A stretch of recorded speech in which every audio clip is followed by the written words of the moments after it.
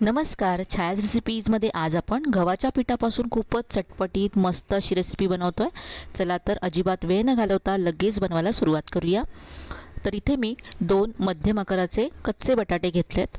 हे बटाटे आपल्याला सोलून घ्यायचे आहेत। तर इथे मी बटाटे सोलून घेते।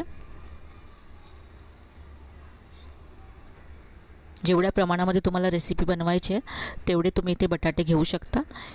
इथे आता मी बटाटे दोन्ही सोलून घेतलेत। आता हे बटाटे आपल्याला किसून घ्यायचे आहेत। तर इथे मध्यम आकाराच्या किस्तीने किसून घ्यायचे, म्हणजे आपल्याला बटाट्याचा किस जास्त बारीक सुद्धा नको आहे आणि जाड सुद्धा नको आहे। तर इथे दोन्ही बटाटे मी किसून घेते आणि ह्याचा किस असा पाण्यामध्ये काढायचा आहे। आता हा बटाट्याचा किस आपल्याला स्वच्छ धुवून घ्यायचा आहे, म्हणजे याच्यातलं सगळं स्टार्च निघून जाईल। तर असं मी हे 2 वेळा धुवून घेते। बटाट्याचा किस धुतल्यानंतर याच्यातलं पाणी पिळून काढायचं आहे। हा सगळा किस मी असा पिळून दुसऱ्या बाउलमध्ये काढून घेते।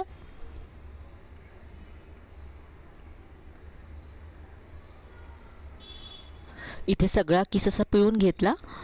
आता यामध्ये पुढचं साहित्य घालूया। इथे मी बारीक चिरलेली हिरवी मिरची घालते। ही मिरची जास्त तिखट नाही आहे, त्यामुळे मी इथे 3 हिरव्या मिरच्या घेतल्या। यानंतर इथे तिखटासाठी मी चिली फ्लेक्स घातलेत 1 चमचा। तुम्ही चिली फ्लेक्स नसतील तर लाल तिखट सुद्धा इथे घालू शकता। यानंतर इथे आता पाव चमचा मी जिऱ्याची पूड घातली आहे। यानंतर अर्धा चमचा धनेपूड घालायची आहे। इथे आता मी पाव चमचा ओवा घालते। ओव्याची चव या रेसिपीमध्ये खूप छान लागते, त्यामुळे नक्की घाला इथे ओवा। आता यामध्ये आलं लसूण घालायचं आहे। इथे मी अर्धा इंच आलं आणि 4 ते 5 लसणाच्या पाकळ्या किसून घेतल्या होत्या। आणि यानंतर भरपूर कोथिंबीर घालायची आहे।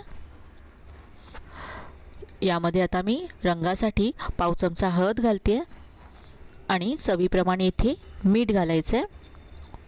अर्धा चमचा मीठ घातलं। हे सगळं आता आपण मिक्स करून घेऊया।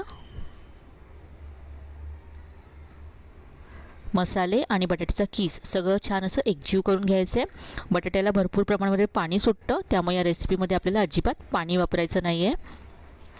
आता यामध्ये आपल्याला गव्हाचं पीठ घालायचं आहे। तर इथे मी पहा गव्हाचं पीठ घेतलं आहे। यातलं सुरुवातीला मी 2 चमचे घालते। गव्हाचं पीठ इथे आपल्याला जास्त घालायचं नाही आहे, फक्त बाइंडिंग पुरतं घालायचं आहे। जास्त जर गव्हाचं पीठ घातलं तर पीठ लागेल रेसिपीमध्ये। सुरुवातीला 2 चमचे घालून बघायचं, आणि जर आपल्याला वाटलं की बाइंडिंग कमी आहे तर आणखी यामध्ये आपण घालू शकतो। तर इथे मला थोडंसं पीठ कमी वाटतंय, तर इथे मी आणखी 1 चमचा गव्हाचं पीठ घालते। मिक्स करून घेऊया। तर इतकं पीठ यामध्ये पुरेसं आहे। पहा व्यवस्थित अशी बाइंडिंग झाली आहे याला आणि गोळा होतोय।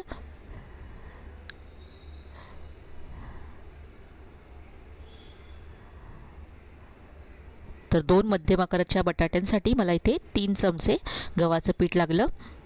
आता हाताला तेल लावून घ्यायचं आहे आणि याच्यातला असा एक गोळा घ्यायचा आहे आणि याच्या आता टिक्क्या बनवायच्या आहेत। अगदी पातळ बनवून घ्यायच्या, कारण याला आपण शॅलो फ्राय करणार आहोत, त्यामुळे ते आतपर्यंत छान शिजायला हवा बटाटा, म्हणून हे चपटं करून घ्यायचं। तर इथे मी अशा पहा या टिक्क्या बनवून घेतल्यात, अगदी पातळ बनवल्यात। आता या आपण शॅलो फ्राय करूया। खूपच कमी तेलामध्ये होणारी अशी रेसिपी आहे।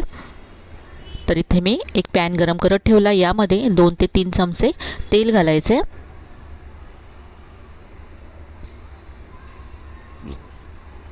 तेल गरम झालं की या टिक्क्या घालायच्या आहेत। संध्याकाळच्या वेळेत चहासोबत तुम्हाला काहीतरी चटपटीत खायचं असेल तर अगदी कमी वेळामध्ये आणि घरच्या साहित्यामध्ये होणारी अशी रेसिपी आहे।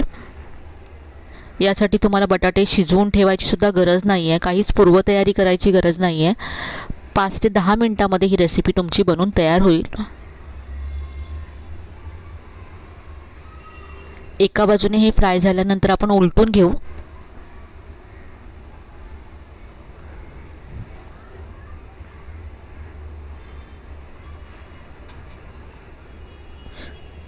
यामध्ये आपण चिली फ्लेक्स घातले आहेत, त्यामुळे दिसायला सुद्धा रेसिपी खूप छान दिसते। इथे आता दुसऱ्या बाजूने सुद्धा हे भाजून झालेत पहा। तुम्हाला जर हे थोडेसे कुरकुरीत हवे असतील तर तुम्ही यामध्ये 1 चमचा तांदळाचं पीठ सुद्धा घालू शकता। आपण 3 चमचे इथे गव्हाचं पीठ घातलं तर तुम्ही इथे 2 चमचे गव्हाचं पीठ आणि 1 चमचा तांदळाचे पीठ असं घातलं तरी छान कुरकुरीत होतील। तर इथे पहा मी आणखी थोडेसे गोल्डन ब्राउन करून घेतलेत। तर हे आपले मस्त असे हे टिक्क्या तयार आहेत। इथे मी टोमॅटो केचप बरोबर सर्व केलेत। असे सुद्धा हे खूप मस्त लागतात।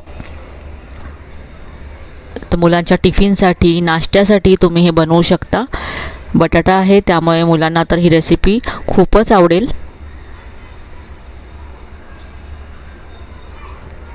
तर आजची ही साधी सोपी घरच्या साहित्यात होणारी झटपट होणारी नाश्त्याची रेसिपी तुम्हाला नक्कीच आवडली असेल। रेसिपी कशी वाटली कमेंटमध्ये कळवायला विसरू नका। रेसिपी आवडली असेल तर व्हिडिओला लाईक करा, शेअर करा। चॅनलला अजून सबस्क्राईब केलं नसेल तर नक्की सबस्क्राईब करा। चला तर मग पुन्हा भेटूया अशा छान छान आणि नवीन नवीन रेसिपीसह। तोपर्यंत धन्यवाद।